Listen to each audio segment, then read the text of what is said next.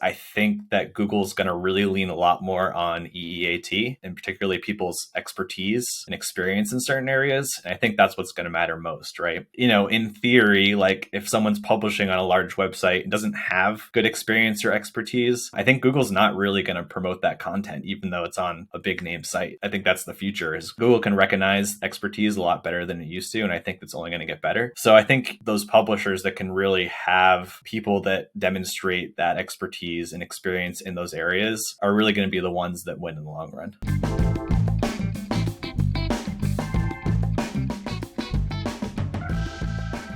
Hi, and welcome to the Optimized Podcast. My name is Nate Matherson, and I'm your host. On this weekly podcast, we sit down with some of the smartest minds in content marketing and SEO. Our goal is to give you perspective and insights on what's moving the needle in organic search right now. Today, I'm thrilled to sit down with Jeffrey Trull. I know Jeffrey back from his days at Student Loan Hero, where he built and scaled an incredible organic search strategy, which ultimately led to that bootstrap startup being acquired for a reported $60 million by LendingTree. Today, Jeffrey is the founder of Impactfully Media, a content marketing and SEO agency, and Jeffrey is one of the best in high competition verticals like consumer finance. In our episode today, I'm excited to learn more about his approach to building organic search channels in competitive industries and get his thoughts on what is working in SEO and what isn't working, and where we go from here as the landscape changes. We've got a lot to cover, and I'm excited to get started.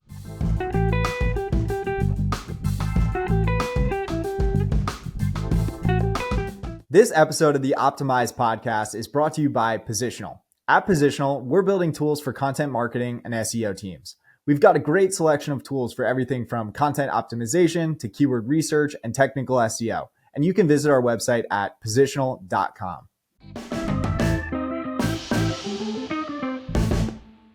Hey, Jeffrey, I really appreciate you coming on the podcast. I'm excited to chat today. Thanks, Nate. Super excited to be here. We've known each other from afar for many years now. Obviously, was a big fan of all of the work you did at Student Loan Hero, but I'd be lying if I didn't say I was not a little jealous for many years watching you scale that website and the organic strategy to what became, I think, the largest blog in the student loan space. And I myself was also building a blog in the consumer finance space. And I'd also be lying if I didn't say that I took some inspiration from all of that great work that you did at Student Loan Hero. So I'm excited to chat about that today. First off, would love to learn a little bit more about you and your background. How did you get into content marketing and SEO as your career path? And what are you working on today? Yeah, it all started for me probably around 2010. And I just started, learning about blogging like a lot of people and got intrigued by it. I'm not going to lie, I was intrigued by the idea of making money from blogging and being like a full-time blogger or something like that. I started off a blog, personal finance blog actually called Money Spruce.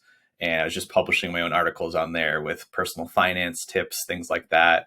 It was, pretty general and kind of generic to look back on, but I learned a lot along the way and really got interested in SEO while I was doing that. I was like, oh, wow, this is a pretty interesting way to get traffic. You can basically get free traffic from Google if you can figure out how to do it right. So I really started trying to learn SEO, really intrigued by, the idea that there's this algorithm that controls who gets traffic and who gets what rankings in Google. And I just really liked learning about that. I have a very analytical background. I have 2 engineering degrees, so I'm not actually really a businessy person or a writing person. I'm an engineer, so I'm very analytical. I like kind of the details of things, tools, all that kind of stuff. So I really started learning more about SEO, getting more into kind of the content marketing side of things, just beyond writing, and really, started working with clients and pitching the fact that I understood SEO, understood keyword research and how to optimize posts and things like that. That really snowballed into a freelance writing career. And then to my time at Student Loan Hero, I was a content strategist and content director there. And now as a SEO and content marketing consultant on my own for Impactfully Media. Yeah, and I found that an engineering background is actually pretty common when I'm talking to some of the best in content marketing and SEO. I think these folks tend to be very process driven, very detail oriented. And I've actually found quite a few folks in my network with this kind of formal training in engineering have gone on to become great SEOs and content marketers. How'd you make that jump from building your own personal finance blog into working with Student Loan Hero? Did you start working with them as a consultant first or a writer, and then ultimately you went on to essentially own the organic search strategy? Yeah, it was a pretty gradual change. I was doing my own blog for a while, and then I started taking on freelance writing clients on the side. So I was writing blog posts for a lot of clients for a few years before that. Just, anything about credit scores, student loans, debt, all that kind of stuff. Andy at Student Loan Hero approached me about writing for them. And it's kind of a funny story. At the time, I was really sick of personal finance writing.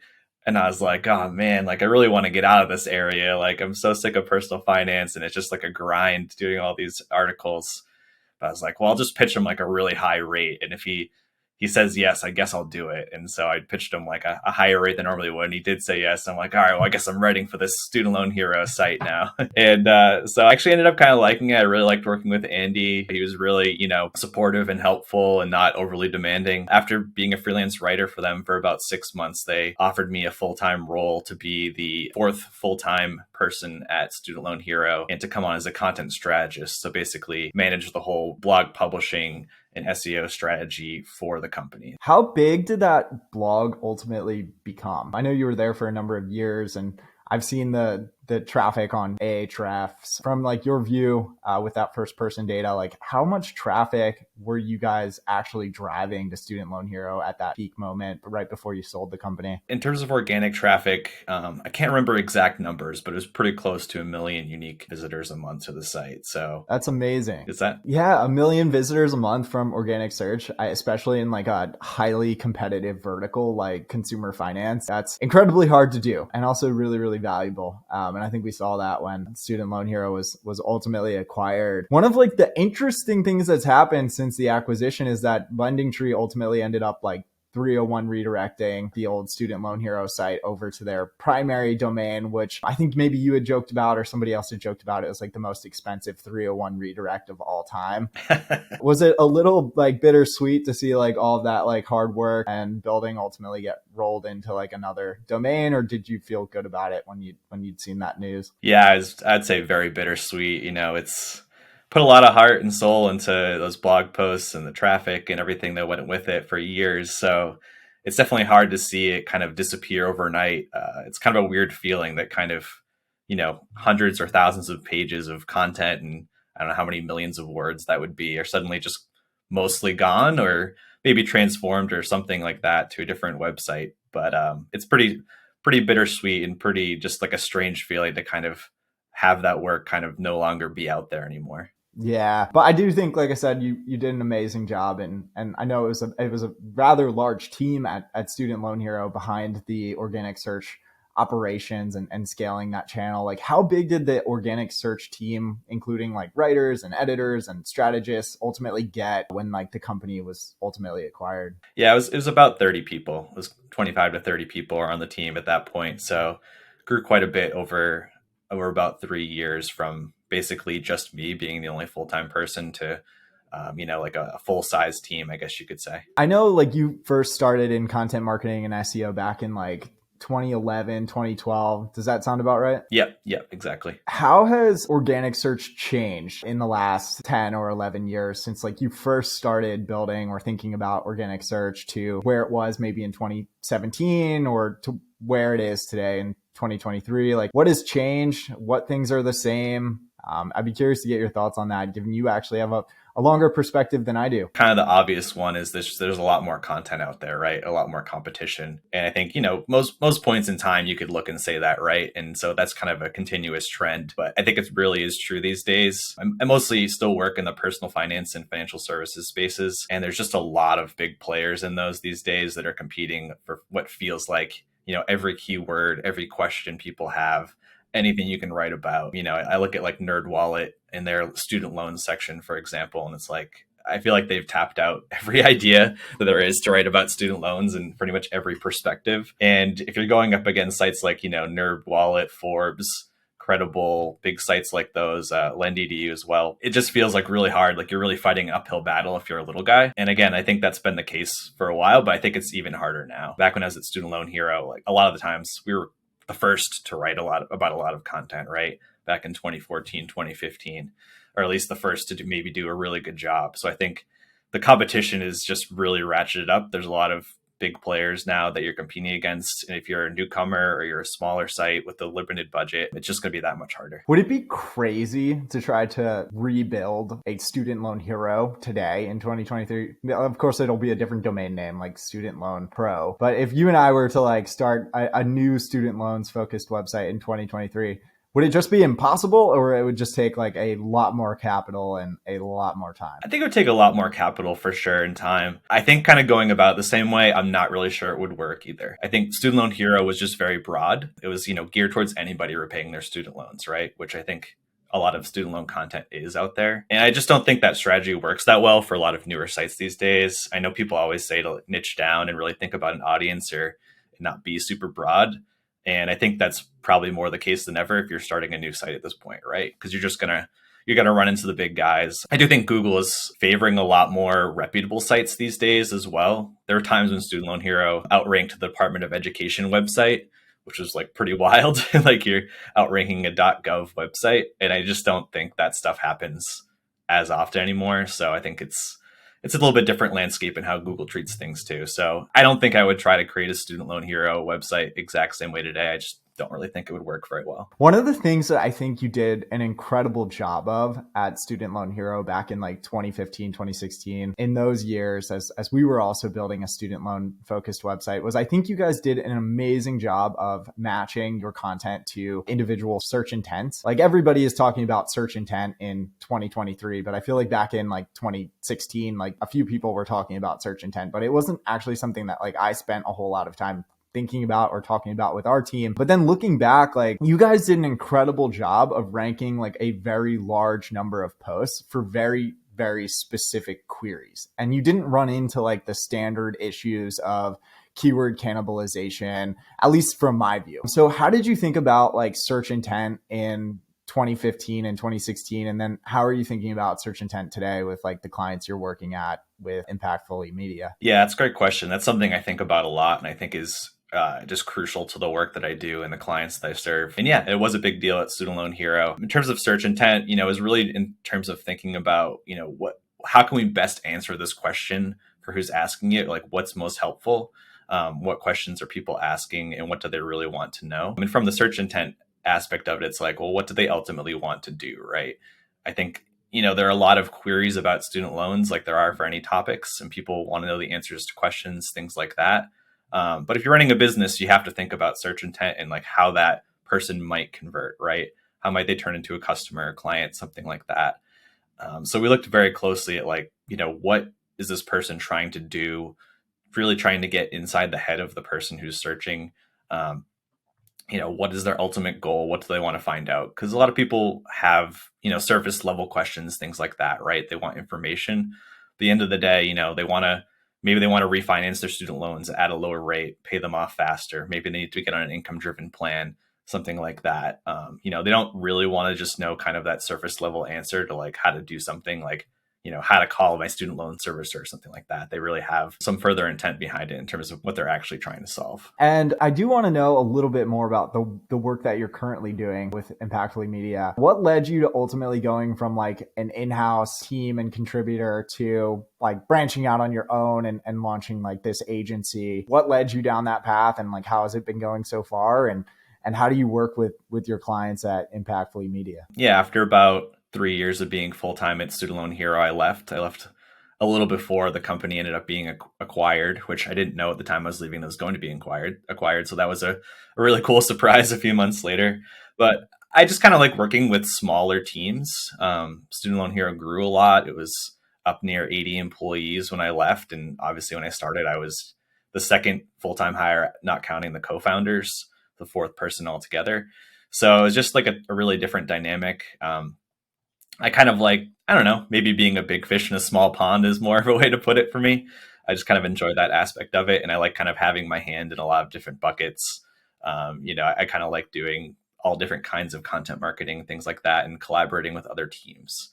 And that just becomes harder to do, I think, at a larger organization, right? It's like you get a little more specialized into one area. So I think it just was time for me to move on. So I started doing consulting, which I had been doing a little bit before Student Loan Hero. So it was kind of a natural fit just to slide into that. Was definitely open to other opportunities and things like that. But ended up working with some clients that I really liked. And yeah, it's been 5 years since I've started that consulting route. Yeah. And when you're working with clients, do you do everything from like link building to content creation and technical SEO, or do you specialize into like one area of content marketing or SEO? Yeah, so I don't do everything. I mostly specialize in content creation with the purpose of getting SEO driven traffic to the site. So basically helping clients figure out, what topics should they write about, how should they write about them, how to pass those instructions along to an editorial team, how to optimize the page, things like that. I do touch on technical SEO at times. I'm not a super, coder person or something like that, but I can definitely, identify problems and all that kind of thing. But I really focus in on that area. It's what I'm best at. There are plenty of other areas that I could get into, and I'm just not as interested, not as good. So I just kind of leave it at that. And last question about Student Loan Hero before we move on. I think you did an incredible job of building, let's call it like link bait, like content that was designed to accumulate backlinks in a really organic way at scale over time. We always talk about backlinks, and I think people tend to focus mostly on guest posting or building links to resource pages via outreach, or maybe even like data-driven content. But what I noticed at Student Loan Hero is you did an incredible job of just picking up backlinks like the old-fashioned way by like actually creating targeted content. So I'd love to learn like a little bit more about that process you used to accumulate backlinks through like link bait, and which ultimately led to like Student Loan Hero becoming one of the highest authority websites in the industry. Yeah, I think a lot of it was really thinking about, it seems obvious maybe, but thinking about what do people want to link to or need to link to or things like that. The kind of need to link to was actually the big one for me, was with the student loan debt statistics page, which was probably my biggest success of my SEO career, which gained like about 4,000 referring domains, 13,000 backlinks. Basically, it was just looking at like, what are people linking to out there, right? And there's a lot of news stories about student loans, and people are always throwing around like debt numbers and things like that. Like, $37,000 is the average student loan debt. And I'm like, I noticed that like reporters are linking to all different sources or couldn't figure out where to link to or things like that. It was a hard to find statistic. I'm like, what if I just make a page that has this, and I'll probably get some people to link to it because it'll just be easy to find. All the information's there. And sure enough, it worked. It was mostly all natural links. And we didn't really have to do that much work after kind of building a few initial links and getting it going. So I think it really comes down to, thinking about what people want to link to, and what kind of stuff is really helpful for people. I think, it sounds very simple, and I think it's harder to do than it sounds. It's a lot of kind of researching, looking around, and really understanding the space that you're in really well.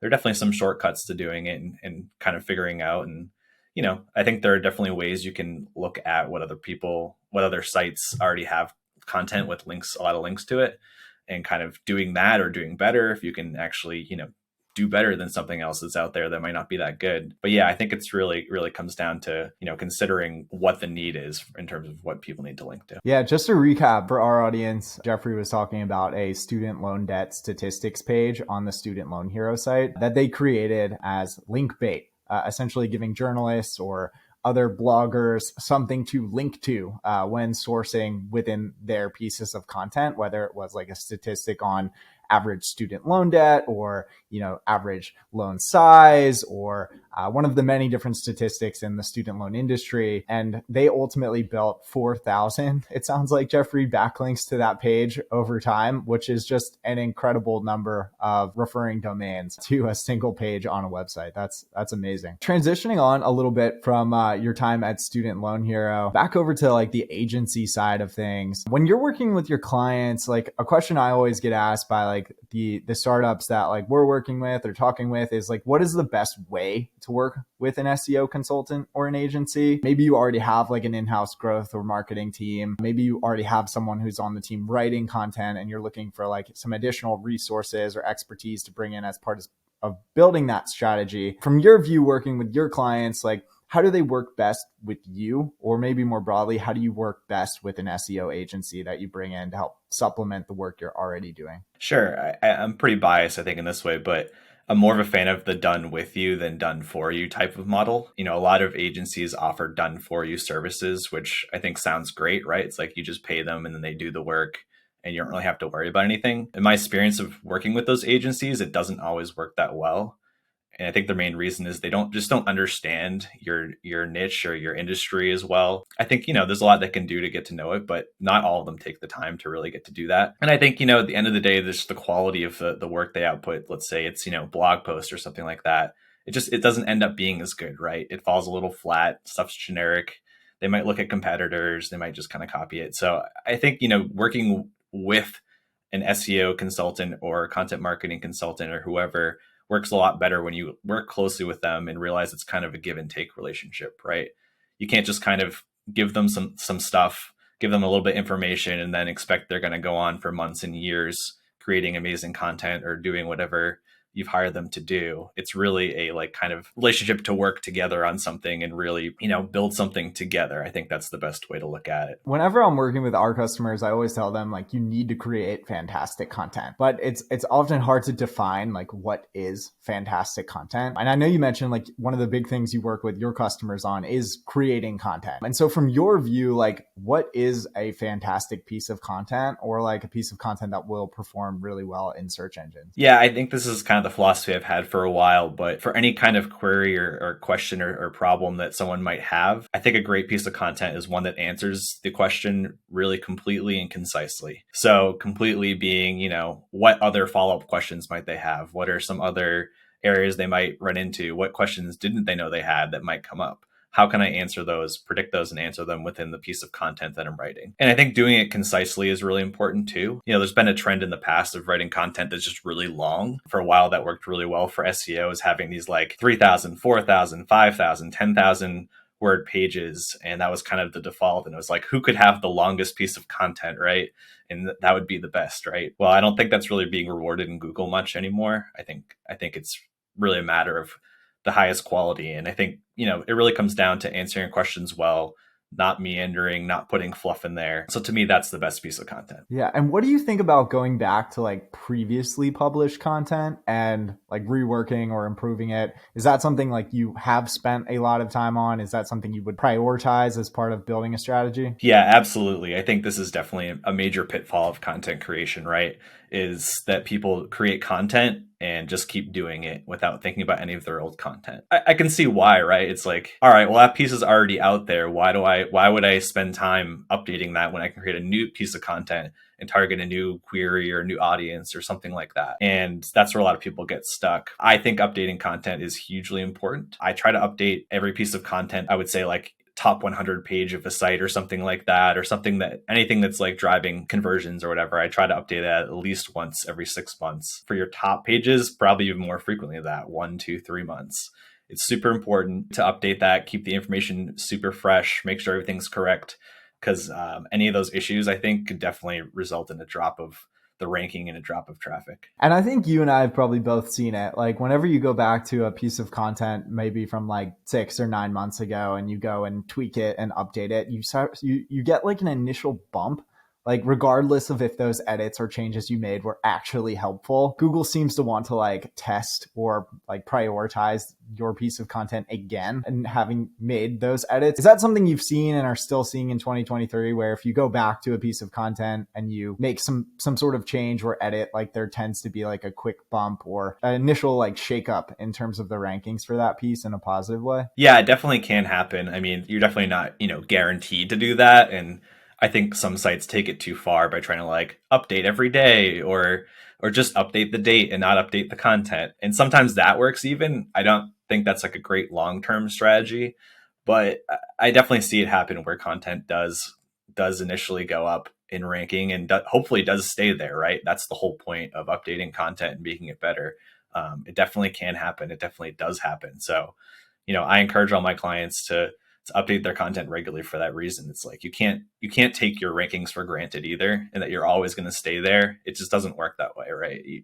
You can lose rankings. Other people create content. Other people come along and they write better things. So if you kind of just are sitting on your heels, you might lose traffic. Yeah, and I'm about to go on a slight rant, but I'm sure you've seen it in the SERPs, the influx of, I don't know if I want to call it Parasite SEO or something else, but there's been like a large number of traditional publishers who have gotten into like the finance vertical in particular. Sites like Forbes or US News, who weren't traditionally focused on the finance or personal finance vertical, but they're using like their domain authority as a way to rank very well, very quickly for keywords in these very valuable industries. And as part of my rant, I'd argue that like the quality of the content that they create is often not as good as maybe it would have been at like a Student Loan Hero or a site that actually knows this topic really well, but they're getting outranked by these traditional publishers who just have a large amount of domain authority. I'd be curious to get your perspective on this phenomenon. I'm not really sure what to call it, but I'm sure you've seen it. And do you think this is something that's going to get more prevalent in the years ahead, or something that Google's thinking about actively as something maybe that's not as helpful for their searchers? Yeah, that's a great question. Yeah, I mean, I get exactly what you mean. Forbes has been the bane of my existence for many years. I do think their content is a little bit better than it used to be, just to be fair.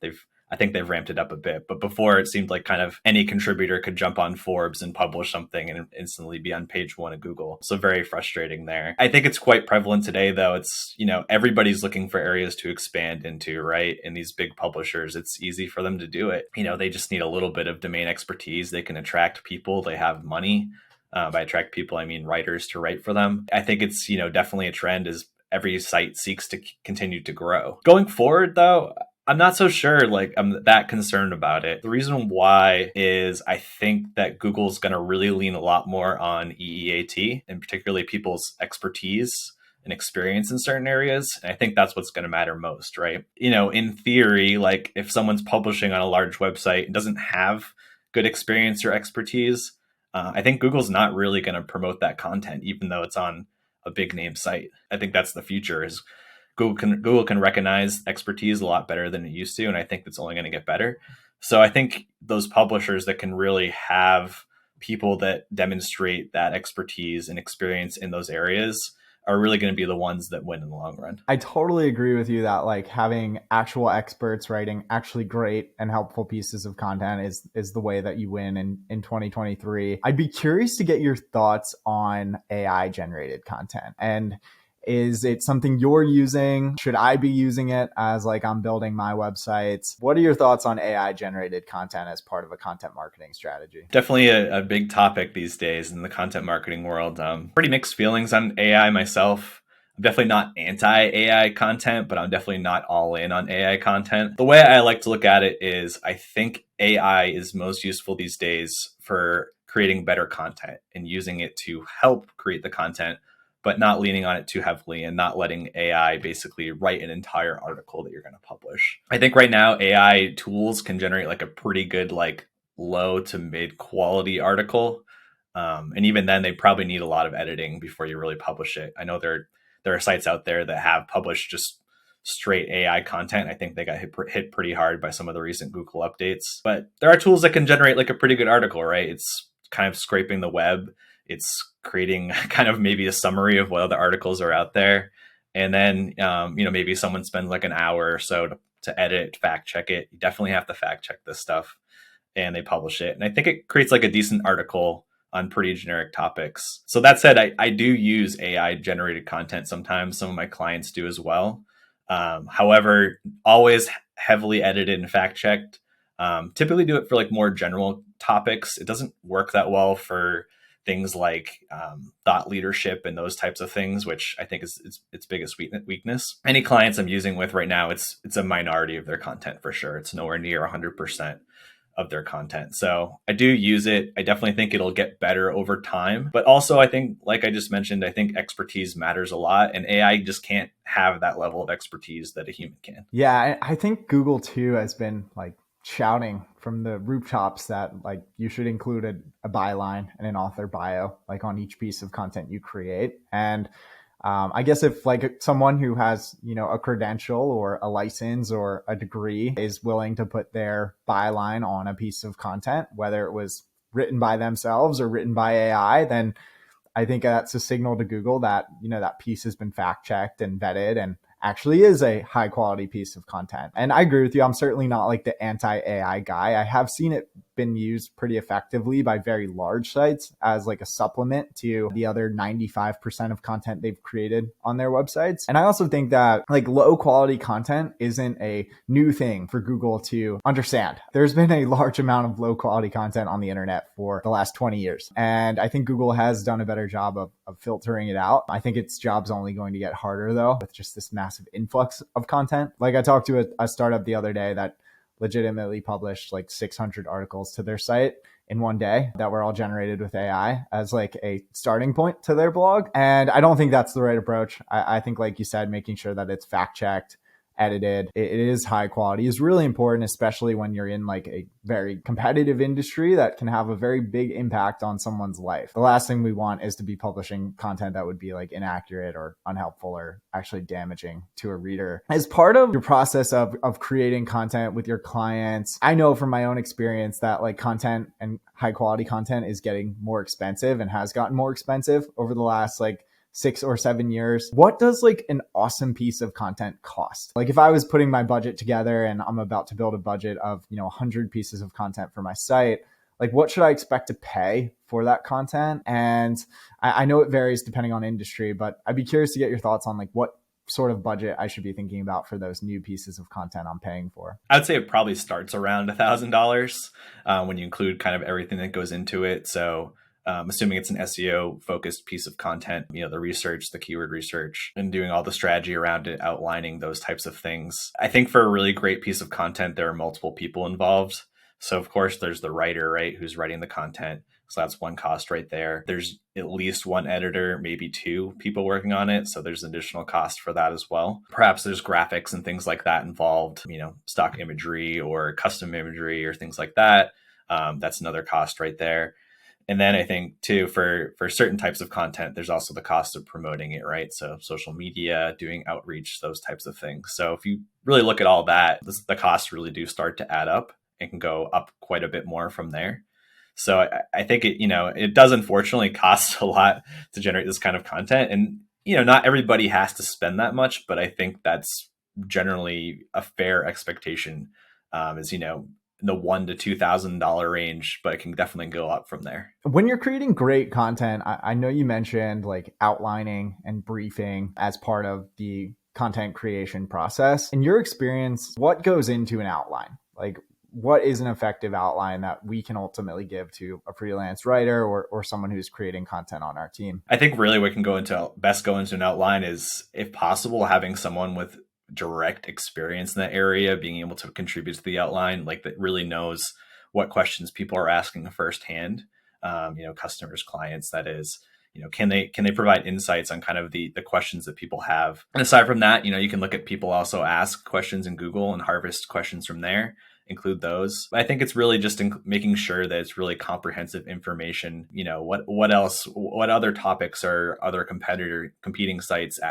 answering, or what else do they have covered in their article? And, not to say you just copy things, like, because that doesn't work well, but really thinking critically about what the biggest questions are that people have, how to point them in the right direction. I think how-to content is super important. So giving people instructions whenever possible, step by step, if it makes sense. So really thinking about how can you help them take the next step in terms of whatever they need to do.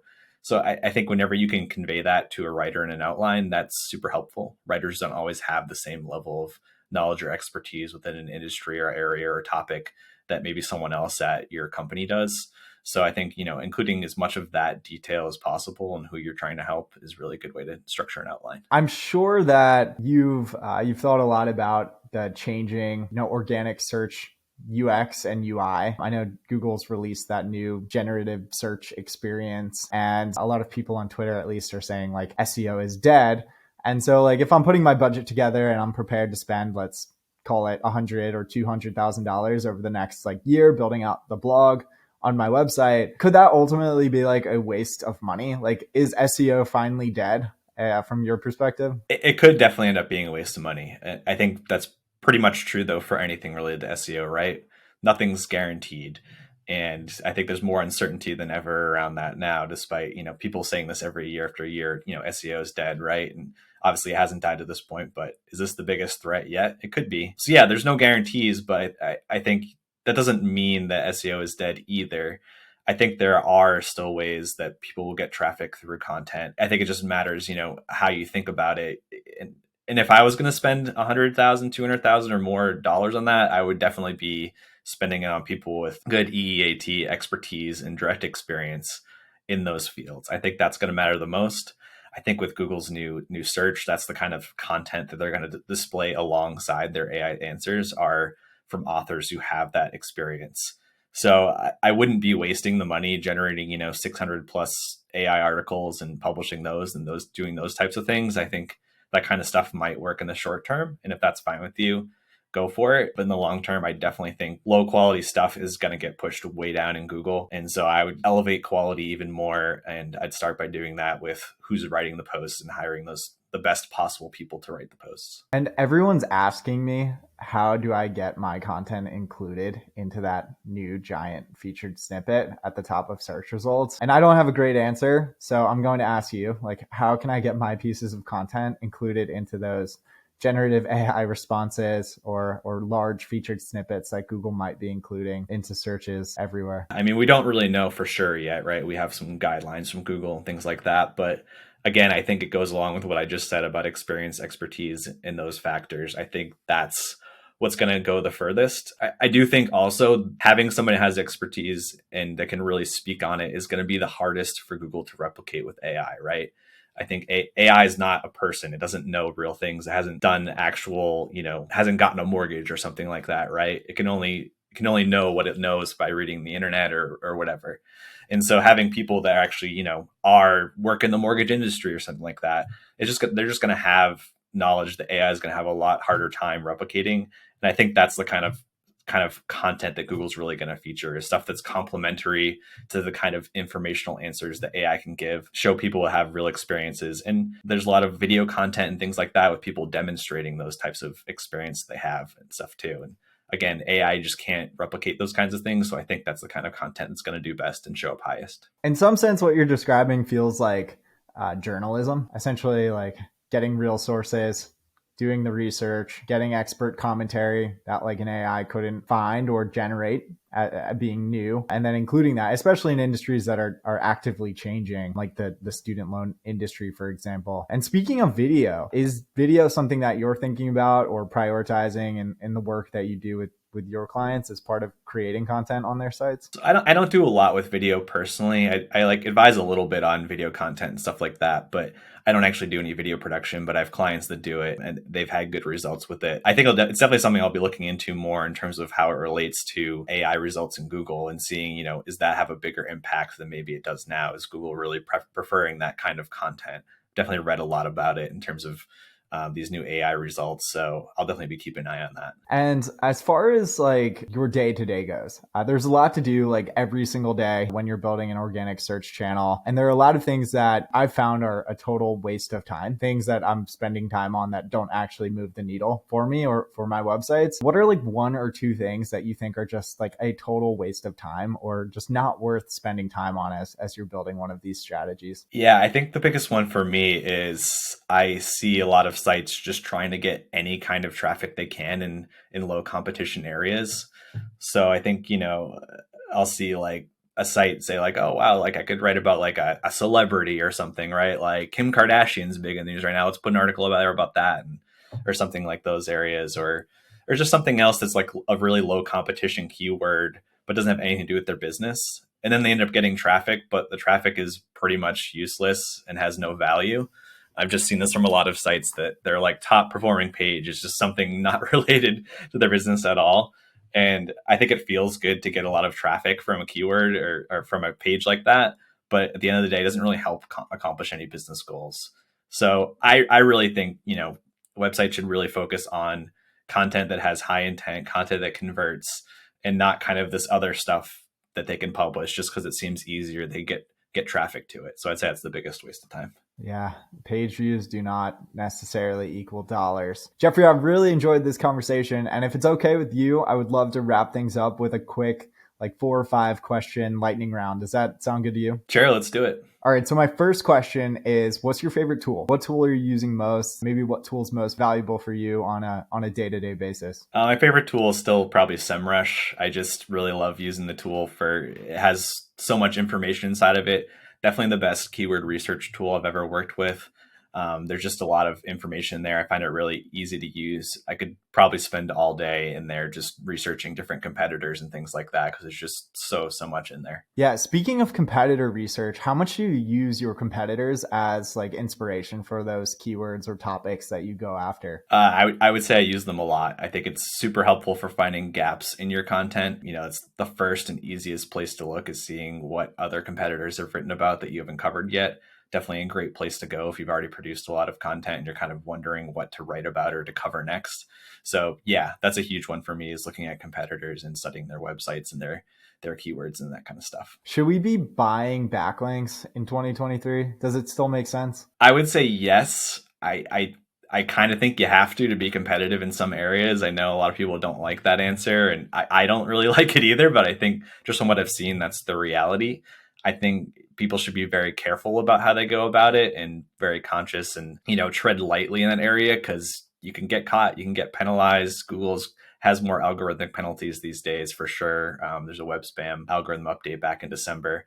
But I think to be competitive in certain areas, you just have to, and you're just not going to be able to build links to certain pages naturally. You're going to have to buy them. What does it cost to buy a backlink in 2023? I would say for a good backlink, probably, I don't know, $300 to $600 for a decent one. It can go way up from there, 1,000 plus, depending on the site. So you're definitely looking at in the hundreds of dollars for the most part. Depends on if you're doing it yourself or you're outsourcing it. But if you're outsourcing it, hundreds of dollars. If you're doing it yourself, maybe a little bit less. Okay. And my final question is imagery. Is it worth creating like beautiful graphics or visuals to incorporate into your posts, or is that just a waste of time? I would say absolutely yes on that one, actually. I'm really so sick of stock photos. I can't stand it. I hate including them, but it's obviously a lot easier to use stock photos than use real photos. And I think if you can even take it a step above that and create, charts, graphs, images, things that are interactive, that kind of stuff, it's really going to help you stand out. So I would say absolutely yes, if you can find a good way to use graphics and imagery in your posts. Well, I've really enjoyed this conversation. I learned a lot from this conversation. I definitely think our listeners will too. How do people get in touch with you? If they want to learn more about Impactfully Media or follow you on social media, how do our listeners get in touch and follow along with all the work you're doing? Sure. So my website's impactfullymedia.com. I'm also on LinkedIn. You can just search for Jeffrey Trull. That's probably where I'm most active these days. And those are the best places to find me. Heck yeah. And we'll definitely include that in our show notes too. On our website. You'll get a backlink from us, I promise. So for all our listeners, if you want to get in touch with Jeffrey or work with Impactfully Media, we'll include a link over to his site in the show notes. But thank you so much, Jeffrey. It was a pleasure to do this with you today.